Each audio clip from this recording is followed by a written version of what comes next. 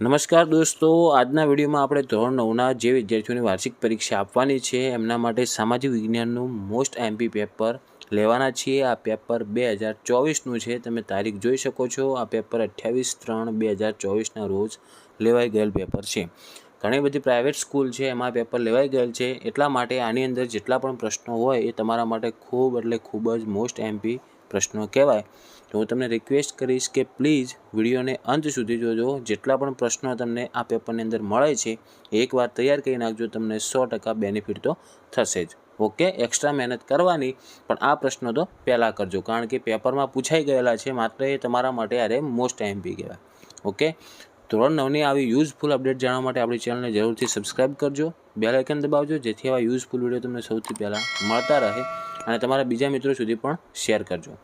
તો આપણે વિભાગ એ, બી, સી અને ડીમાં વિભાગ એ તમારે 16 ગુણનો આવશે। તો પહેલાં આપણે વિભાગ એનું સંપૂર્ણ સોલ્યુશન આપીશું, પછી વિભાગ બી, સી અને ડીમાં કયા કયા પ્રશ્નો આવે છે અને કયા કયા પ્રકરણમાંથી પૂછાઈ શકે છે એ તમે જોઈ લેજો। ઓકે,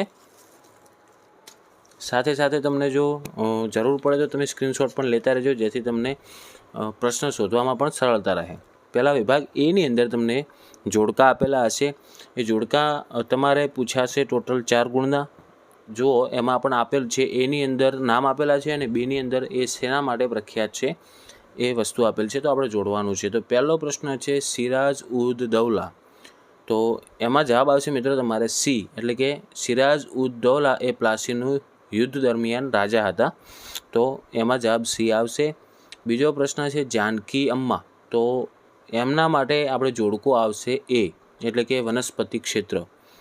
ત્રીજો છે EVM, હવે EVM એટલે એનું પૂરું નામ થાય ઇલેક્ટ્રોનિક વોટિંગ મશીન, એટલે એનો જવાબ આવશે બી।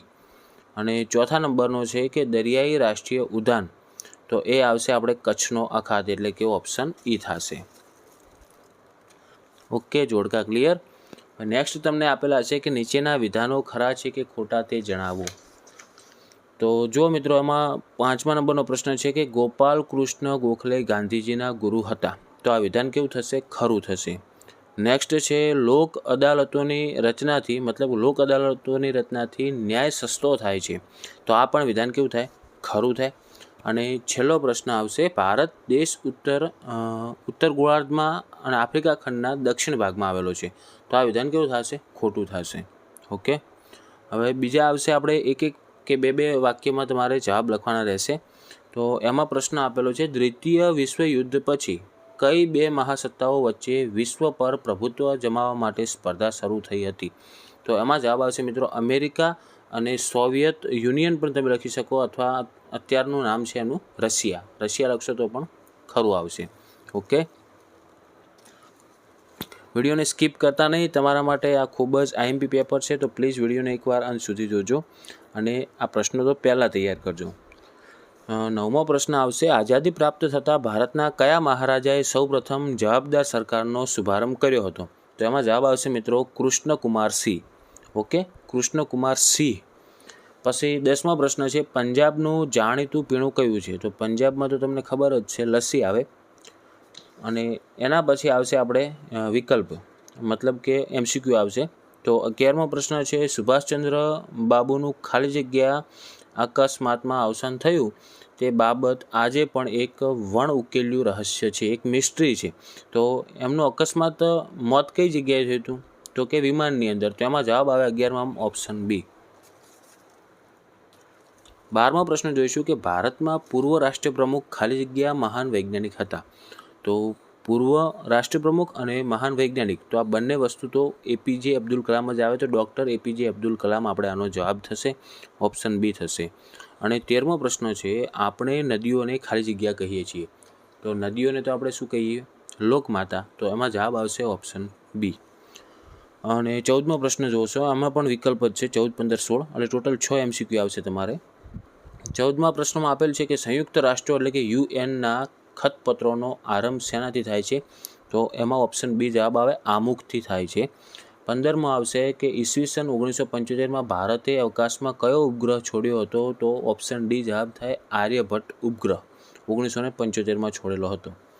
અને છેલ્લો MCQ જોઈશું, અથવા વિભાગીયનો આપણે છેલ્લો પ્રશ્ન જોઈશું કે સુનામી શબ્દનો અર્થ જાપાનીઝ ભાષામાં શું અર્થ થાય છે આનો?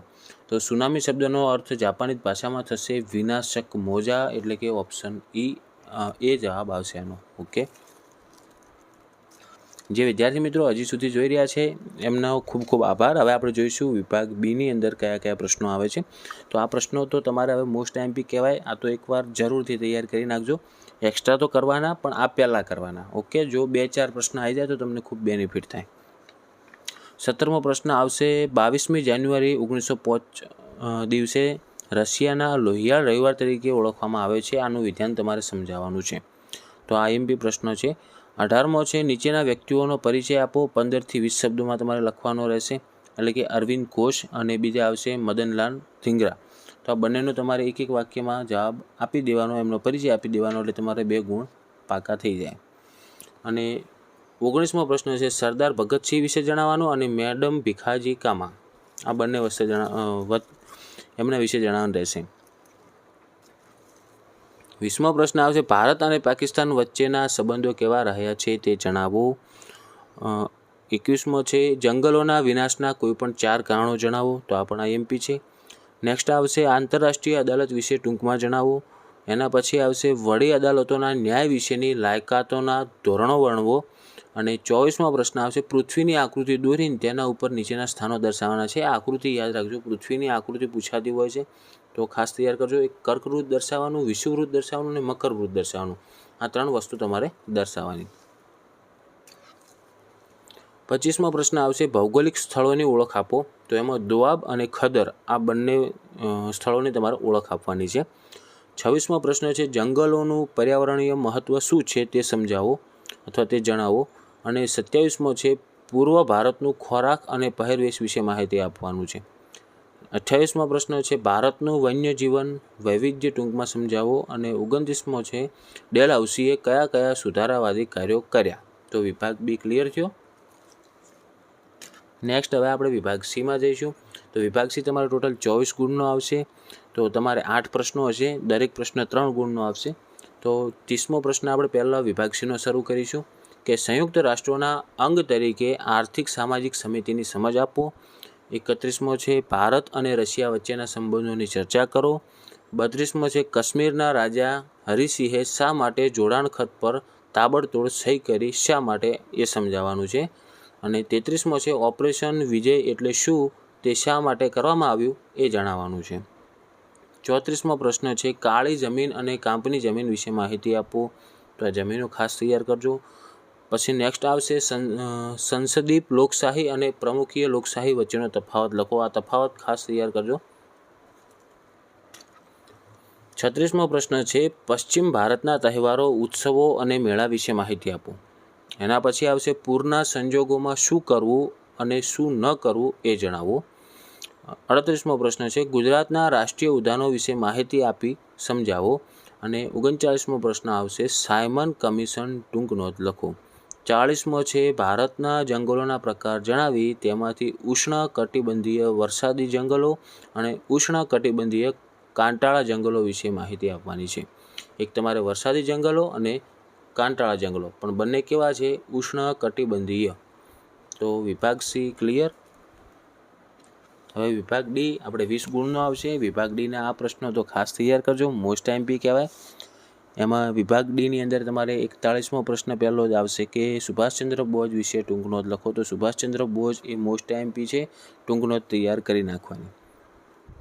એના પછી આવશે હૈદરાબાદ અને જૂનાગઢના રાજ્યો ભારતીય સંઘમાં કેવી રીતે ભળ્યા તેની આપણે સંક્ષેપમાં ચર્ચા કરવાની છે. 43માં આવશે પ્રસાર માધ્યમોએ લોકમત કેળવવાનું સઘન માધ્યમ છે, સમજાવો. અને એના પછી આવશે ગુપ્ત મતદાન એટલે શું અને એ સમજાવો. 45મો પ્રશ્ન દાંડીકૂચ વિશે માહિતી આપો. તો દાંડીકૂચ એ પણ ખાસ તૈયાર કરજો, મોસ્ટ એમપી છે. 46માં આવશે દાવા નળ વિશે વિસ્તૃત માહિતી આપો. અને 47મો પ્રશ્ન છે ભૂકંપ એટલે શું, શું કરવું અને શું ન કરવું તેની માહિતી આપો. તો ભૂકંપ વિશે પણ ખાસ તૈયાર કરી નાખજો.